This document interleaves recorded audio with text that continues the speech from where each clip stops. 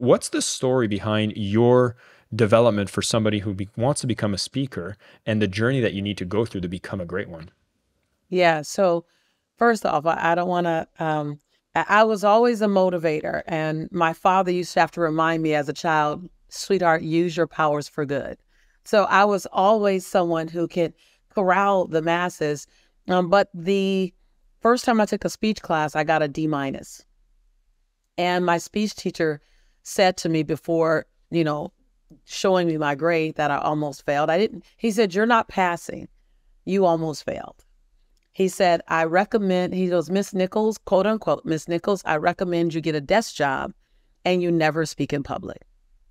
And so I was very dutiful. I was very dutiful, Jason. I got a desk job and I tried my best to not speak. And someone watching this, you may know what I mean, or someone else of some level of authority gives their limiting opinion of who you are or who you are not. And I had to work really hard to shrink to fit. And and then I just began to discover that my unconscious competence was the ability to connect with people. And while educators and corporate CEOs and entrepreneurs and individuals who are speaking, while they're responsible for delivering content, ultimately we all want to connect with people. I mean, that's just who we are. And while I didn't have these formal speaking guidelines or this formal speaking training, and I officially got a D minus the last time I took a class in speaking, I knew how to connect with people. And so I began to look at the power of connection. And then I began to study the power of having similarities, how when people can see themselves in you, then that actually builds your credibility to them. It's not about your MBA or your BA or your PhD, while that may matter in some circles, and I'm sure it does, and I don't want to discount that. Credibility also comes from similarity. Mm. Credibility comes from people knowing that you not only know what you're talking about, but you know them and you know where they're coming from without having the time to hear everyone tell their story. And so I began to hone in on the skill set of allowing the room to see themselves in me. And it was driven home when I was 33 years old, just a few years ago, joking. When I was 33 years old and I was speaking in Los Angeles and there were about 400 people in the room. And when I finished speaking, this gentleman walked up to me and he said, I was 33. He said, "I am a 65-year-old white Jewish man and you are my twin." And I didn't quite understand it in the moment, but then I began to see it over and over and over and over and over and over and over again. And I realized, oh, okay, there's an ability to allow people to see themselves. So that's the primary thing, is that people can see themselves in you.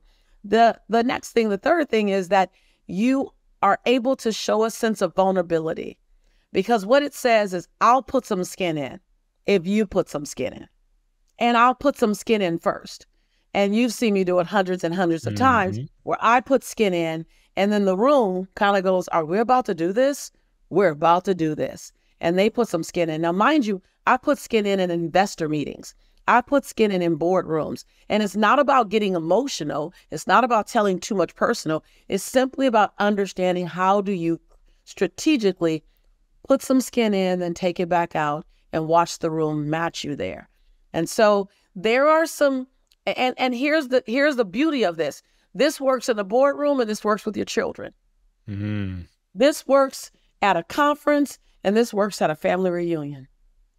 It's one of those universal speaking techniques that, and we call it the audience connection formula.